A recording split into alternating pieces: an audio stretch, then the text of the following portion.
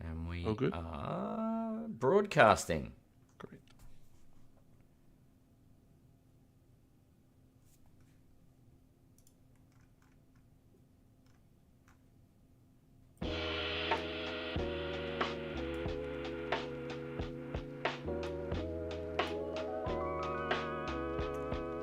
Welcome, everybody, to episode 245 of the You Can't Comp This NBA Trading Card Podcast. We're your hosts, Adam, Amy, and Russell Gibson, and we're back a night later. One night later for a special Q&A episode. We're smashing out the content at the moment. It's the start of the NBA season. There's plenty of content to go around. A lot of questions. Topps has just taken over the license. NBA season. People are losing their minds and making bold assumptions. So why not? Let's answer a few questions tonight, hey? I mean, people are losing their minds, and then there's Jalen Green getting a tattoo on his back of his 40-year-old girlfriend. I think that is the definition of losing your mind. Yes. Has anyone told him that tattoos are permanent? I think that it's going to be like LaMelo Ball's tattoo that he just completely did over his neck. Yeah. Like, what's he going to put over the top of it? Oh, goodness gracious. Yeah. All right. Tonight's show is going to be all listener questions. So thank you, everybody who did contribute. We did put up a giveaway for this. And I think we should probably just mention quickly, it's the same box that we did a giveaway for previously. Yeah.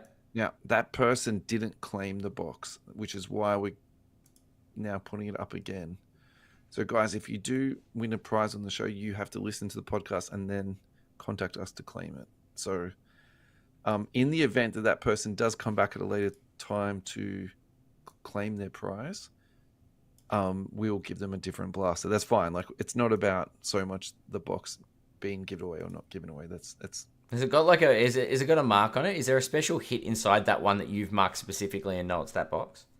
Or you've just got the one. Well, box? I've only got one of that mosaic, so it'll be Okay. something else I give to the person when they claim it. You know what I mean? Like that's not really the Anyway, let's get started because we've got very limited time. We are on the 43 minutes. We really can't segue tonight. So, shall we hit the ground running with the very first question? I think we should on the Facebook post, the original announcement. Is it from Jake MC? Yeah, Now, Jake McNish. What's up, Jake? It's the question here is it worth banking non-famous rookie year cards in the hope of them becoming superstars, or is it a bit of a waste of money and you should pay more for the Wemby and Caitlin Clark card? Cool question.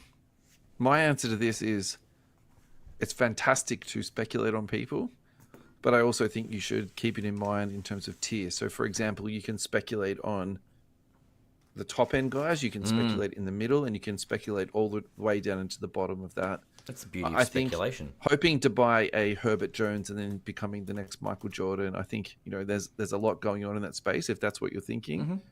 And I think also too, if you're thinking that say Ja Morant is going to become the next LeBron James or the next Allen Iverson, I think that can be a little bit problematic too. So I think where I'm going with this piece of it, or answering this question, I was going to say piece of advice. It's not really advice. It's really answering questions. And it's more like, I think you should really invest into stuff that you enjoy.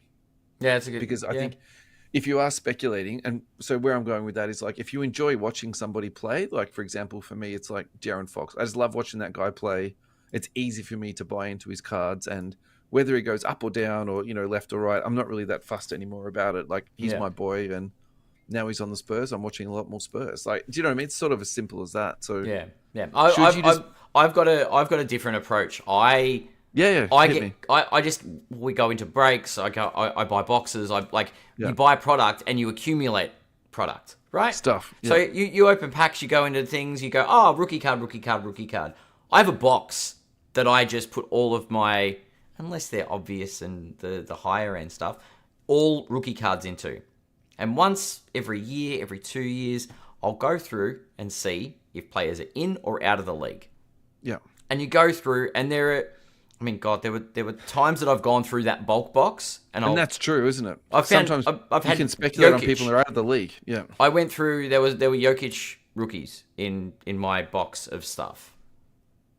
So there are cards. Obviously, when the COVID spike happened, that's when I did a big dig through and so I found like Giannis. I found lower end Giannis, but Giannis, Jokic, Jamal Murray, like random players that you go, oh, okay. But yeah, I wouldn't, as Russell said, I wouldn't go in looking for lower end rookies in the hope that they're going to become the next MJ. But I would put them aside and flick through them every once in a while, and every now and then you find a diamond in the rough.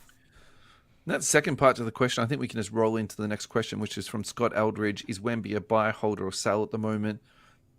This seems to be something we're talking about almost every week at the moment. Yeah. And I think ultimately my answer for this is be very wary of the high population stuff for Wemby.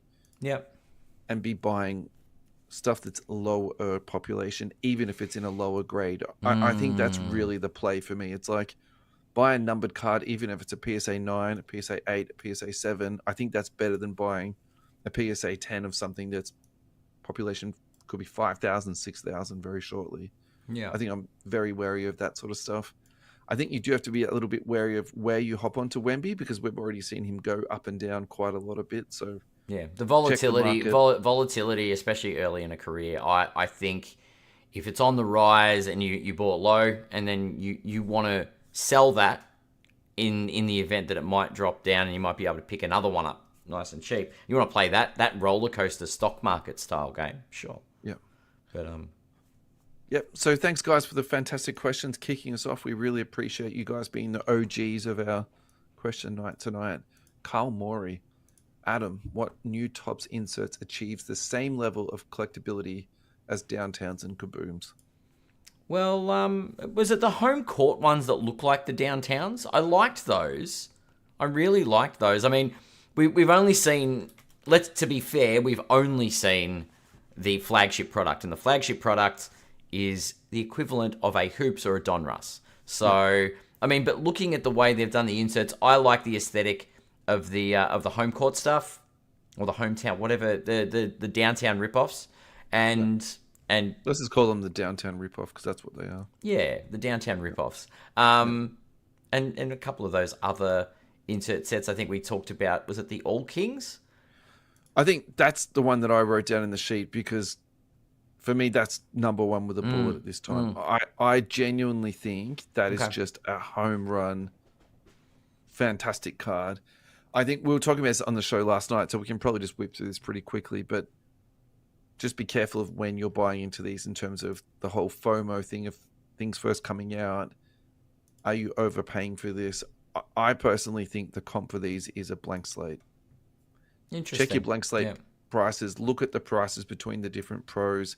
Maybe even do some comps on the rookies. I think rookies are a bit harder to comp. I think that's true. Yeah. The other thing that's a little bit tricky at the moment too is that there's not a lot of sales data out there, and how many of these sales are real, how many are shield, how many have been paid for or not. So I think also just be a little bit careful in that sort of space there because yes, they're fantastic cards, but what's the best price to be buying these for? Yeah, time will tell. All right. After Andrew gaze into the future. Exactly. Damo Winterbon. Okay, with Panini losing their contract, do you think, 1, Topps will just carry on with 700 variants of the same numbered cards? And 2, will it affect and lower the prices of older Panini cards? Or will the diehards still pay top dollar? Mm-hmm. God, Russell, how do you want to go into this? Look, this is a really tricky thing to say, but I will answer with some facts just to sort of come back at you a little bit. I went through the checklist. There's 27 different card variants. There's 31 different types of inserts. There's 17 auto variants and 15 relic variants. So I don't think we're at the level of select basketball where there was literally 700 different variants and there was 10 different one-of-ones. And when you've got 30 different one-of-ones, it gets a bit silly, right? Yeah, it's not at that level. So I think that's the first thing to sort of say, and I think that answers question 1. Yeah. Question 2, and we're going to be talking about this later in today's show. Will it affect and lower the prices of older Panini cards? I don't think it's going to directly lower them, because I think what generally happens after a product comes out, there's a whole lot of hype around it, then the prices will naturally die down. And I don't really think that is a direct, it's not Topps that's causing that. I think that's just the normal thing that happens within the hobby. So I definitely think that is going to happen. Yeah. Look, What were you going to say? I think rather than the manufacturer of the card, my view is it's the year of the player. It's the rookie year. It might have been the junk wax era, but I can tell you 1996 product is either ridiculously expensive or nigh impossible to find because it's Kobe Bryant's rookie year. Mm-hmm. Do you know what I mean? Sure. Like it's the same. If you've got Luka, you're going to have Wemby. There's players that are sort of, well, I guess it's 2009 product. Are you going to find any of that with Steph Curry in it? Yeah. It's one of those. 2003, another one with LeBron. Those years are going to just keep going up in value. Now, you might find, is it 15, 16? Because Jokic was 14, 15, but his cards started coming out in 15, 16. So maybe you'll find some value there. But I can't imagine that it's based on the actual who's printed the product or what year the product. It's associated with the rookie class. Yeah. And how the players perform and what's in that set. Will the diehards pay top dollar? I think for that ultra rare, the super collectible stuff, yes, the people are still going to be buying. I think that's no doubt. Chance at hitting a Giannis rookie, they'll pay top dollar. Yeah. Andrew Hart, Damo Winterbond, or how will the release of new Topps cards affect the collectability pricing? And I feel like we just sort of covered that a little bit then, didn't we already? Yeah. The LeBron, the Steph Curry rookie cards, I don't think that's going to change at all, honestly. I think it can't. Like it's and also they're sets that have already been printed. I think LeBron's a tricky one too, because I feel like LeBron was already in, but he was in Topps rookie stuff anyway, right? Yeah. And then his really sort of high end stuff was exquisite. That was upper deck. So the Steph Curry stuff, I think Steph Curry stuff is going to go up. Like, and there's in that particular example. Why wouldn't it? Steph is too low. You know what I mean? I think that's yeah. So no, I think putting those two questions, because they're quite similar questions, I think in some ways. Yeah. Oyvind, do we know anything about how the first Topps NBA release print run compares to similar Panini release? All right. So for full disclosure, Adam and I, we've had a pretty meaty conversation offline about this. So I think we both have very, very different opinions on this. I'm going to run through what I've found, and I'll let Adam have the floor to sort of like respond to this. So go for it. I found a post on Reddit, and the author of this appears to have spent a lot of time going through how many total cards have been produced by Topps for the flagship basketball. 429 million cards is what he predicted. I'm not going to go through all the stats here, but this is what he calculated on cases produced: 10,250 hobby cases, nearly 8,000 jumbos, nearly 27,000 values, nearly 12,000 megas, 10,000 fat packs, 8,000 display, 13,000 hangers. These are cases. Black Friday Target value box, 13,500. Costco, 25,000. Fanatics value boxes, 6,000. So like we're talking, insane numbers. I then took the spreadsheet from the Beckett website and put that into ChatGPT and asked it to try and calculate the same thing. I'm not smart enough, and also I didn't have the time to do what that guy had done. ChatGPT estimated 19 to 20 million cards, and I tried to clarify with ChatGPT, did that include base and all the unnumbered parallels, and it clarified that it did. So I think one of two things is wrong here. Either ChatGPT is wrong in a pretty big way, that it's not 20 million, it's actually 200 million, which is what you were saying offline. Yeah. Or our friend who did the Reddit post, I should really quote his name specifically, Celldude, CELLDOOD. His numbers are wrong, but looking at what he's done. So he's done a manual calculation and giving you the sum, right? I personally feel like what he's done looks pretty reasonable to me, and if I'm leaning towards something being wrong, I think it's going to be ChatGPT. I would agree. Yeah. So look, I think what we were talking about offline is like, how can it possibly be 429 million cards? But there's a lot of cards in these boxes, Ad. Well, it's not. It's actually, so my view wasn't so much that it couldn't be 429 million. It was more that ChatGPT is wrong about the 19 to 20 million. Yeah. So I think the flagship release is very similar to maybe a little bit more. Maybe they have gone a bit junk waxy with their releasing in all these different types, but I don't think it's 20 times the amount of cards. That does seem unbelievable. Definitely. Yeah, I agree with you, by the way, on that. It's and it's very much, given that there's no open source quantities by Tops, ChatGPT might just struggle with the numbers. Yeah, for sure.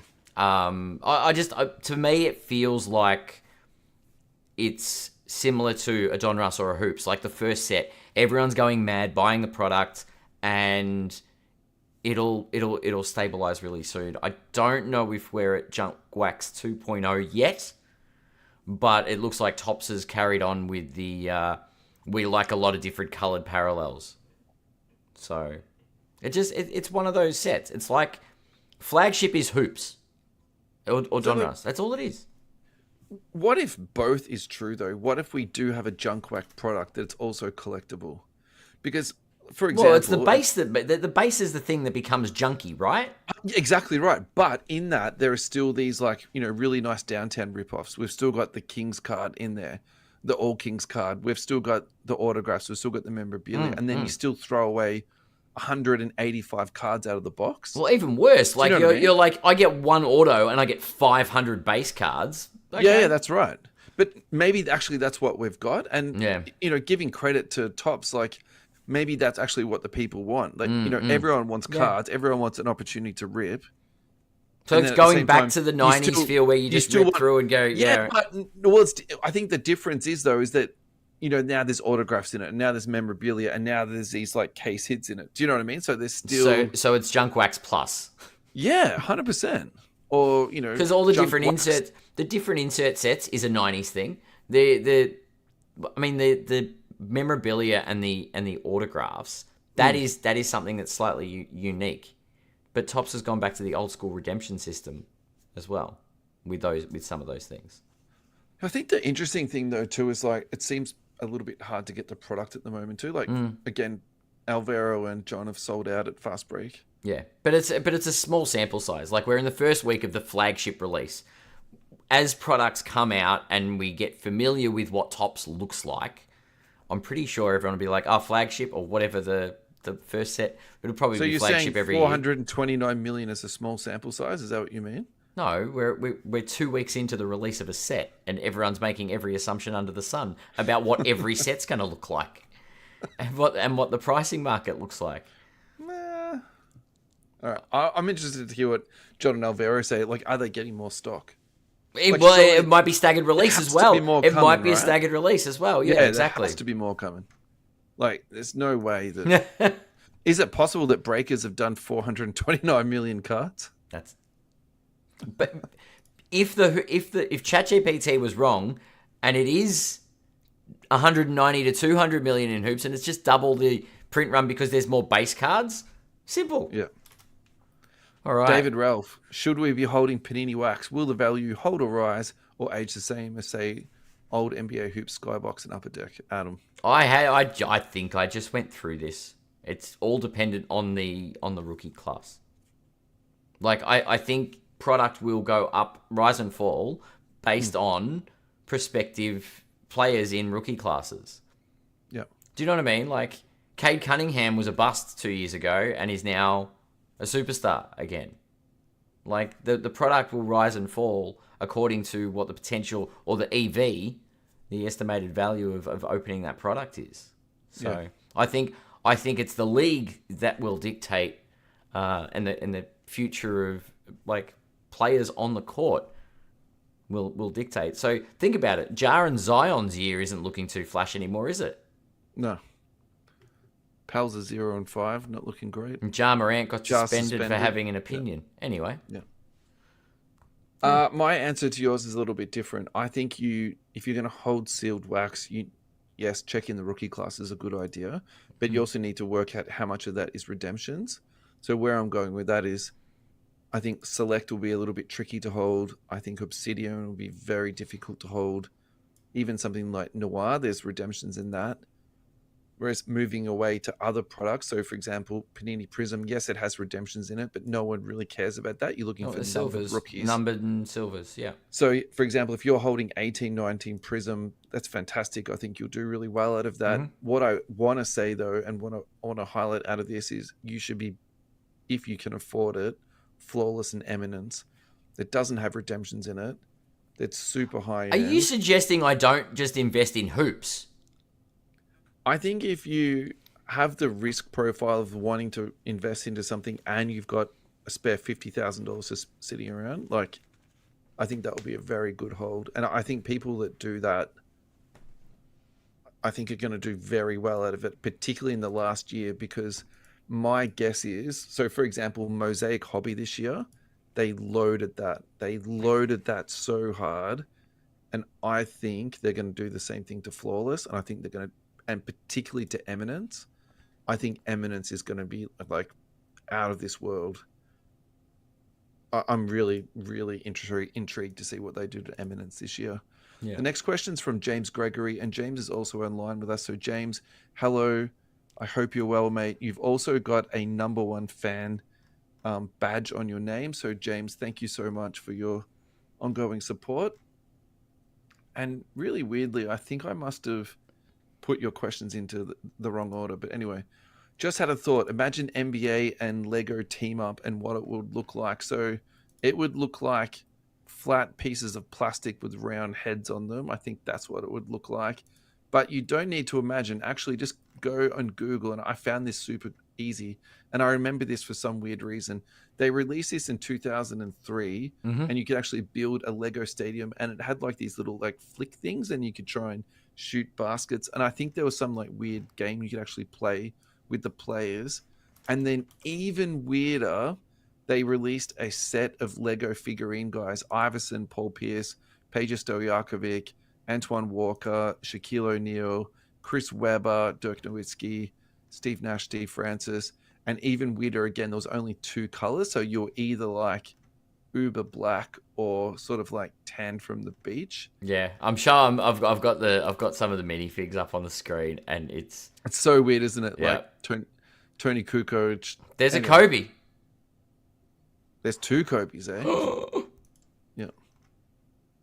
Kobe Bryant in the purple and in the gold. Oh, no. Where's the love for Dan Marley? Played close to 1,000 games, reached the playoffs every year, 3-time All-Star. I think everyone knew his name early nights. Look, unfortunately, in the hobby game, I'm just going to put this down to there's a lot of high-flying, slam-dunking, three-point shooting guys out there. Jason Richardson, Jalen Green. You know, this is not space for everybody. And I think someone has to miss out. Particularly in that era of shooting guards, there was Clyde Drexler. There was this guy called Michael Jordan. That guy went all right. He was didn't do pretty too, good. He was pretty monopolizing as far as the superstar market goes. Yeah. Now, this is my favorite question from James. If more and more card shops stop selling NBA cards and focus on One Piece and Pokemon, what could that mean for the Aussie market? At a local store I walked into had little to no cards or boxes. I asked, hey, what's happening to NBA? His answer was, if we focused on NBA and sports, we wouldn't stay open. It's all TCG now. I walked out without buying a thing. First time I experienced that in the USA. Card shops everywhere are selling it all the time. I think this is a really fantastic question. And look, my question is, I don't know what shop this is, so I'm going to answer this in a really broad sort of stroke, but I think it depends on where you come from in the hobby. So, for example, if your background is TCG and you've got TCG connections, you know what sells in TCG, and you know how to buy all the singles and build up repacks and, you know, just build your business around. I think that makes sense, right? Yeah. I think if you're a sports guy, and I'm thinking about Alvaro and John here, they've built this whole environment around Fanatics memorabilia and sealed NBA, and then 100%. very well curated singles and, you know, display singles and all that type of stuff. And then on top of that, they're layering in their TCG because it sells at the moment. Well, and it's good, and it's good for business. It's right? it's a double. It's two different views on the hobby. You've hit the nail on the head, and yeah, I have been on one side of the fence, and there are gaming stores Yeah. which do not like to entertain sport. Yeah, And and they then have a there are very sports specific skill set and knowledge background, right? And I wonder if you don't have that sports background where you can go backwards super fast, you don't know the values, you don't know what's rare. One don't thing know you what's... can't do is invest in singles. If you're a game store, you can't do the sports singles with ease. If you don't have the knowledge, 100%, yeah. Gaming is the gaming cards are a lot easier to skill up on. Yeah. As far as product availability, about research, Sure. and you'll notice two different types of stores. Yeah. Sports and collectible stores will have a little bit of seating, but it'll be more cabinets than anything else. Yeah. So I'll use Cherry as the example. You go through a wall of dollar box or like boxes to wade through. You go into Fast Break, they've got the dollar boxes and the value boxes and the cabinet, right? If you go into a gaming store, they are going to have gaming products everywhere. They're going to have folders to go through for singles. They'll have cabinets of singles, but they'll also have an area where they play tournaments. Yeah, yeah. They'll have people playing Dungeons and Dragons in the corner. They'll have Pokemon tournaments. They'll have Magic the Gathering. They'll have One Piece. They'll play Yu-Gi-Oh! Because they're gaming focused. There'll be a board game library. They are two very distinct business models, and they operate on very different structures. Yeah. But yeah. Look, I really like this question. I think so far this is probably my favorite question because I love it. I think it also poses too as like, what's coming for the future for sports and for NBA. And I think, Alvaro talked about this in his interview. He's like, the distribution of tops is now being done by 6 people in Australia. Yeah. So if you don't have that distribution, you don't have that in place. Also, too, how can you then sell it in your shops? I think that's part of it too. If you don't have those sports links, you don't have those relationships that you built up with people. Yeah. How are you going to get tops at wholesale to actually make a profit? So I think there's that part of it too. So it's kind of like, I think that's a really interesting thing. And then also folding this into what we've seen at recent card shows where it's not 50-50 anymore. It's, what is it? Maybe 60% TCG and Pokemon and maybe 40% sports. Like, is that what we're looking at the moment too? So, but it's easy. Like, all right. So the one thing that's not easy to do is acquire Pokemon product. I'll give you this. It's impossible unless you've got a distribution, like a supplier already agreement. Established. Yeah. And you run organized play for the Pokemon network. It's harder to come across product. The thing is, so if you're not allocated the product, it makes it difficult. However, because of the ability of the scalpers of fan, you buy it at MSRP, and then you can flip it for more because of the demand in there. 100%. You can't do the same with sports cards. Like, it's not... Sports card stores can go and acquire a bunch of Pokemon, and they don't need to even sell the slabs. It's just sealed product, easy, and it moves. Yeah. NBA... Basketball's expensive, man. Like, to buy a hobby box these days, it is, like... For me, I find that cost prohibitive, honestly. Well, it's not even just the single product, though. There are so many different products, so every store goes, what the hell do I sell? There's one Pokemon release every 3 or 4 months. That's it. Yeah. It's pretty easy, isn't it?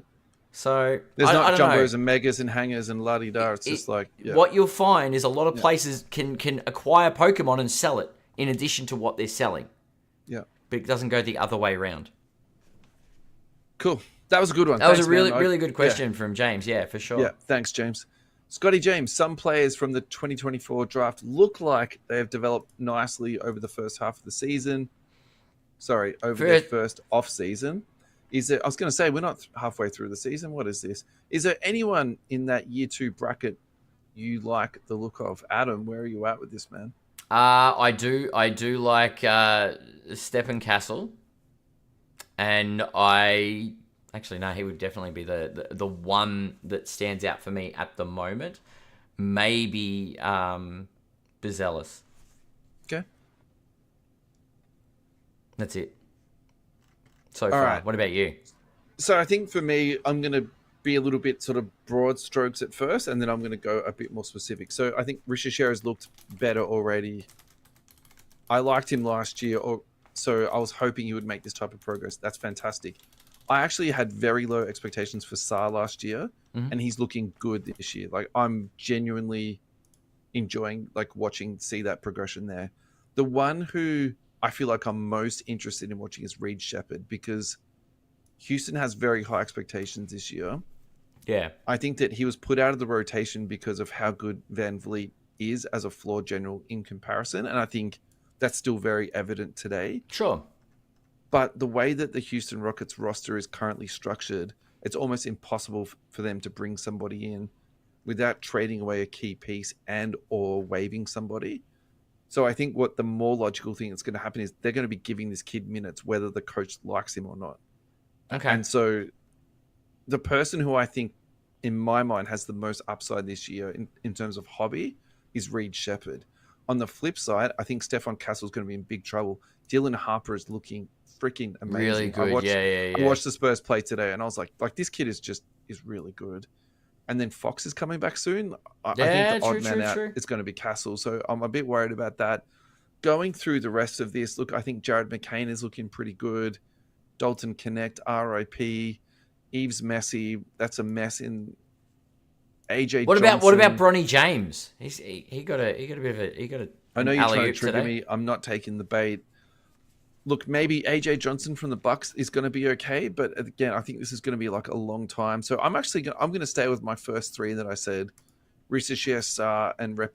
And actually, that's a bit of a cop out because I've just gone 1, 2, 3, haven't I? Really, but yeah, I like those three the most.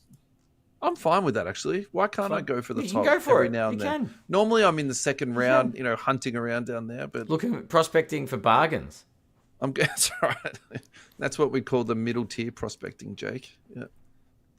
Yeah. Dane Neville, thank you, Dane. What happens with players that we're signing with Panini? Have we seen the last of the autos like Ja Morant and Anthony Edwards? Will this drive up the price of their Panini auto cards? Where are you at with this, man? I mean, there's a couple of players that are Panini exclusives. I can't remember all the details. I think they're naturally going to come across. Ja Morant definitely is. I definitely think like Luka, I think will come across at some point.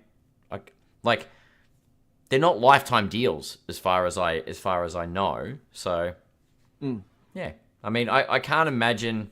Edwards is not Panini exclusive. He's also signed with Fanatics. Okay, so it's the exclusive stuff, but look, I mean, unless someone does this lifelong deal with Panini that's gonna stop autos from happening for the next decade, I can't see it being a problem. Unless obviously Luka in his MVP year, being this year, stays with Panini, it's going to be tough to get stuff in a Lakers uni, which is... So, in yesterday's episode, we spoke about potentially Panini being sold. Yeah, we did. Let's say that they don't get sold. I think that's the more interesting hypothetical here. The question is, will Panini sign them for lifetime contracts, just like Jordan did with Upper Deck? And will Panini do this to almost sabotage Topps product? For me, the obvious answer is yes. And they'll do it even if it costs them to go bankrupt. That's my honest opinion out of all of this, right? So the question is, does that drive up their autographs that's currently in products to the guys that are Panini exclusive? So I actually think that the really interesting one, while Ja Morant is interesting, Kevin Durant's interesting, the really interesting one's Luka, man. Luka's the one. Luka's clearly got his hand up for an MVP award this year. We know there's a lot of Luka autographs out there, but despite that, they still sell for a lot. And in my opinion, you want Luka in his Lakers uniform. That's what you want the auto on. If that supply then dries up, that to me is going to be super interesting to see what happens to his. And I suspect they will absolutely go up. So if you're looking to prospect on that, now so the changing factor in that equation is if they do get sold to Topps.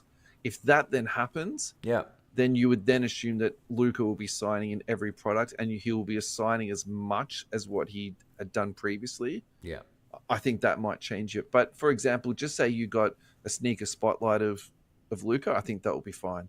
Yeah, for sure. That really sort of high, those beautiful autographs, don't sweat it. You'll be fine. 100%. All right, Al Canes. With the Bulls looking extremely strong this season, does it all fall apart when or if Giddy or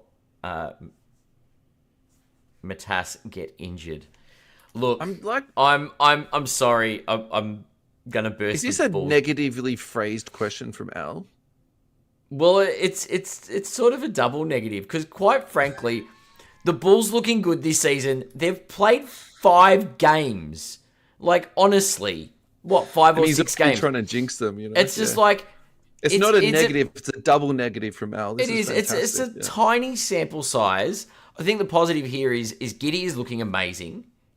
Giddy is looking fantastic. I'm very glad I drafted him in NBA fantasy. But Yeah. like, I don't know. I don't think the Bulls have got a big season in them at the moment. I don't think they're ready for that next step. It's good that they've started strong, but on the sample size of less than 10 games, let's not go and get carried away. And let's not wish any injuries on them.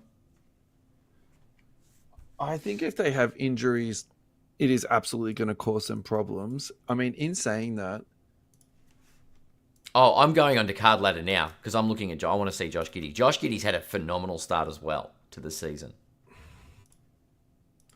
I mean, how much injuries are we talking about? Are we saying like one person's going to be injured? Like, if you lose 40 or 60% of your starting lineup, yeah, you've got Kobe big White's problems. already injured and got a calf injury. Well, and that's the other thing too. Like, if they lose one of those two, you would think Kobe will come back and maybe pick up a bit of slack there. So, look, I think if they lose one of the two, I think they'll be fine. Also, the other thing, like this team, in my mind, the highest they're going to be at the end of the season is like a 500 team. So, all right. I'll give you not exactly huge expectations. I'll give you the quick one. Josh Giddey, population 157 on his Silver Prism, last sold for $189. It's up 20% in the last 3 months. Buy, hold, or sell?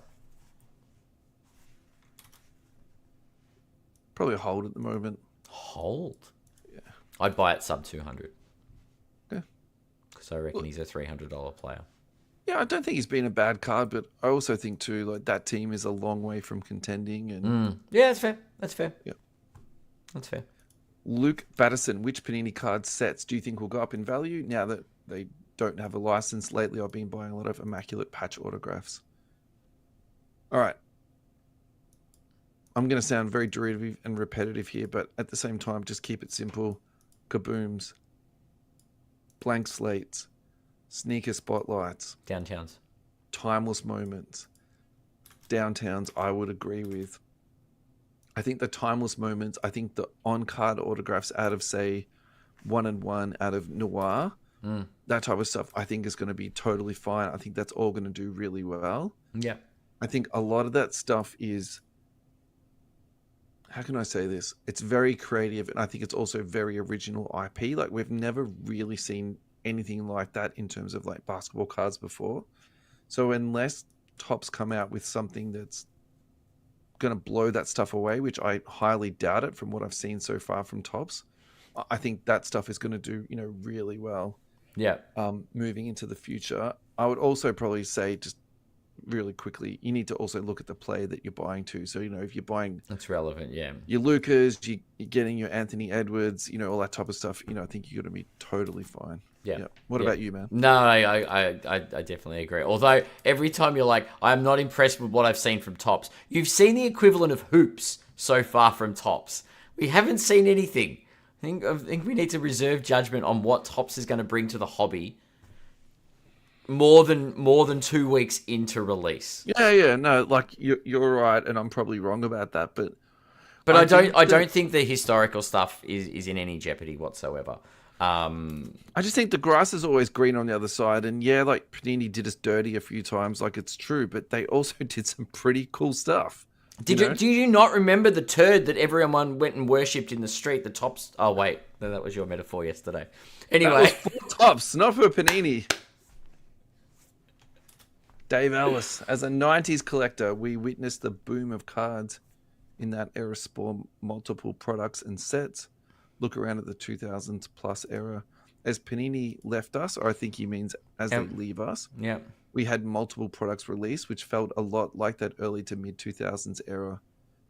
Do you think now with Topps on the board as the provider of our product, we will see a slight decline again? Or will we see a new Topps era bring in another flurry? All right, I'll just answer this in two parts. As Panini left, their release schedule was very, very compressed due to a number of things. One being COVID, two being they couldn't even get enough product and ink to make cards. That pushed everything back. And then as their license ended, they tried to get as much out as they could. Some of the product they couldn't even get out. So for example, Optic Contenders then went into Mosaic. It went into Noir. So like it really, like they were smashed at the end. So that is true to a degree, but I'd also say I don't think that's the same as the 90s and 2000s era of junk wax. The second part of that question is, do I think we're going to see a slight decline, or are we seeing another flurry?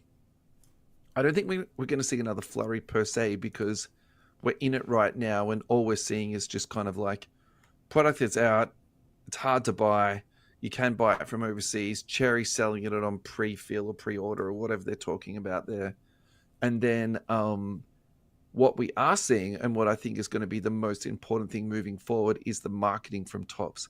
I don't think we've ever seen, in my own memory, being a 42-year-old man, anything like this in terms of sports cards. Like, I kind of feel like Topps are taking trading cards out from the back alley as a dirty hobby into the mainstream where people can enjoy it with their family and with their kids and in socially acceptable situations and not just at like weirdo card conventions. And I'm saying I'm a weirdo at a card convention, so I'm throwing shade in a funny way, but like I just kind of it's feel like becoming more mainstream. And I think they're going to make it more socially acceptable too. I somehow I don't know how that makes sense, but that's just the feeling I have in my head.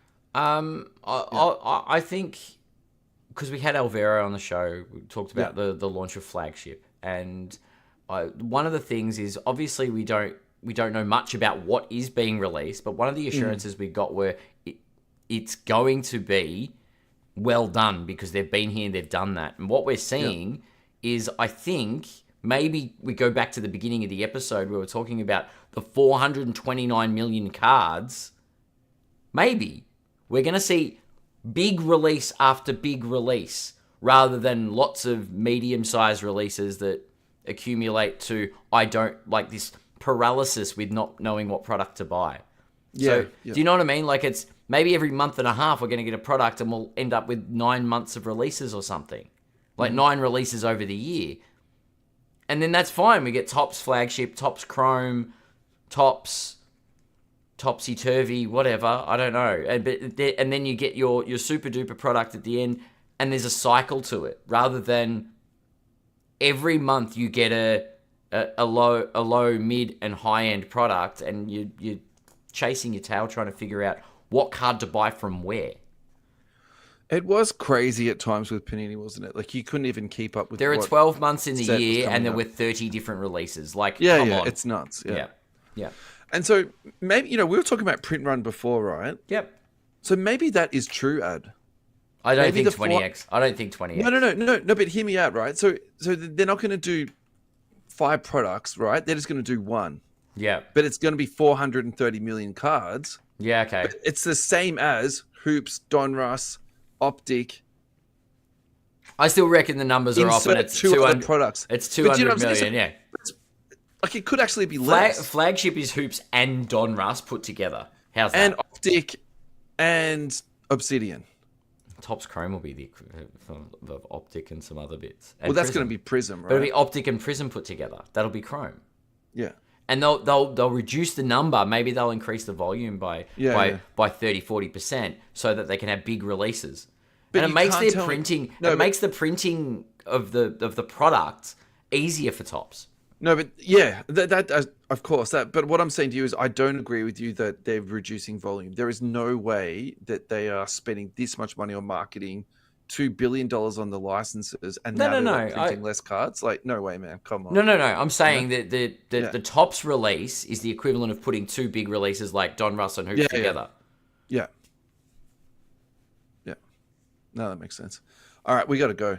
We do. We've done well. Thank you, Adam. Thank you, everybody at home. That was absolutely fantastic. We hope you enjoyed it.